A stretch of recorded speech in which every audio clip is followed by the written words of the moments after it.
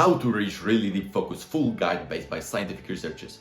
You see, now every company, every influencer, every firm is fighting for your attention because it's a really product which is most wanted in today's world. In an amount of products, subscriptions, everything which we have in today's world, someone need to consume that, someone need to buy all these products, and it's more and more of them.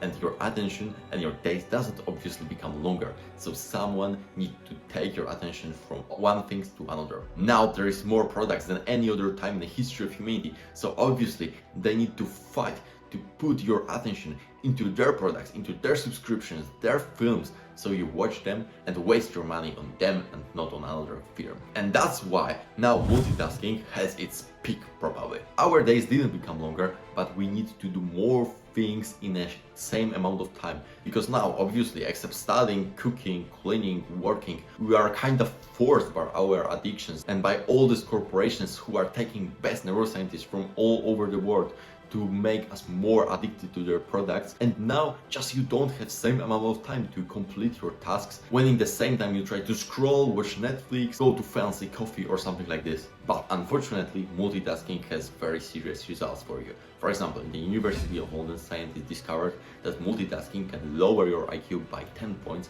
and it's even more than smoking of marijuana. Moreover, scientists also discovered that it is actually slowing you down. You won't complete two things faster when you try to do them at the same time, but actually, when you change your focus in a very fast way from one thing to another, you need extra 5 to even 20 minutes to focus on this other thing, which is making you less productive than if you would do all these things after another. Scientists also discovered that obviously multitasking causes more mistakes in your work, and also the work which you do contains really terrible quality. And did you ever notice how these old corporations, companies work?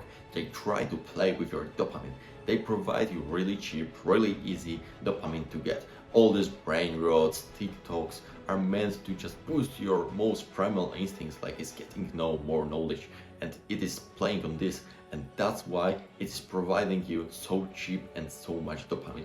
And almost all products working like this, they promise you a cheap dopamine for a few seconds of your life, but the price is really huge. Because you see, the counter-valuing product, neurotransmitter to your dopamine, is actually a serotonin, and serotonin is a neurotransmitter which is responsible for long-term happiness. When you are working for 5 months on some business, obviously these moments will be really hard, but at the end of that you will feel a pride of yourself, much bigger than if you would, for example, waste these 5 months for watching TikTok daily and eating fast food. Happiness which is coming from serotonin can last for months, and you can be proud of yourself for a very long time. Otherwise, it's with dopamine, because after a shot of dopamine, usually it goes for a really low level that you are not able to do anything more in this day, and I'm not even telling about productive things. And because of the fact that serotonin is counter-valuing neurotransmitter to dopamine, it means that constant high levels of dopamine can lower the levels of your serotonin, which can result in serious mental problems like even a depression or absolute lack of satisfaction from your life. And you see, now the lack of satisfaction from life, the depression, is higher than any other time in the world. And not coincidentally, it is connected with higher than ever cheap dopamine access. Okay, but what are actually solutions for this problem? You see, nowadays dispersers are everywhere. That's why we have so big problems with focus. So we need to start small, because this is how you build a strong habit. So firstly, I recommend you to start from something which is called Pomodoro technique. I'm sure some of you already know this.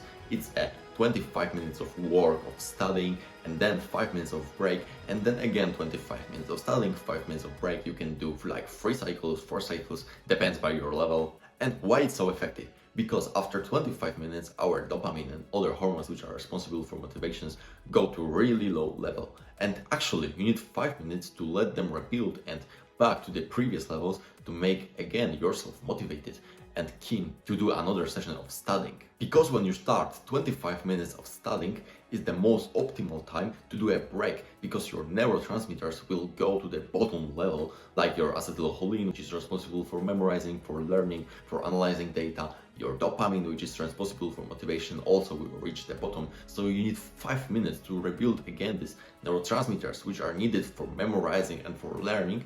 and after this you can feel free to do a next session of studying. Also, it gives you a clear vision what you're gonna do, because you see, our brain hate mess. There is something which is called Parkinson law.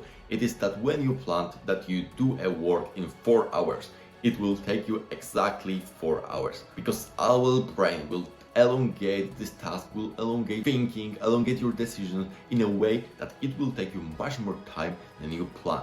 So when you plan just 25 minutes, it's possible that you will study much more than if you, for example, plan 2 hours at first, because your brain will start to think, oh, it will take me so long, it will analyze data slowly.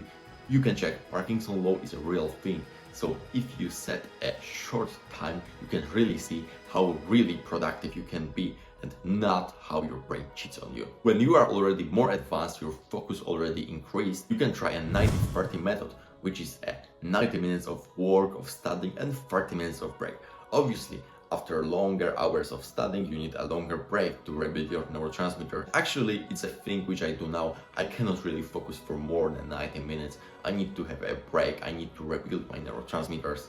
And I don't recommend to push this line forward, like to study for 3 hours or something, because it just won't be so effective. Parkinson law and lack of neurotransmitters. The next step is to avoid disperses. You see, the science proved that even your phone on a desk, even if it's completely turned off, don't have any notifications, can cause that you are more distracted. The same is with a mess on your desk in your room. You think, oh, I need to clean, I need to put this in my dishwasher. No, you have to have just a clean room when you have no extra disperse, which makes your focus even worse. Noises can also make you a distracted person, so you need to be really careful about opening window, listening to some music, mostly if you know words, because scientists prove that listening to music, if you know words, can drastically decrease your effectivity of learning. And actually science proved that silence is the best what you can do for your learning.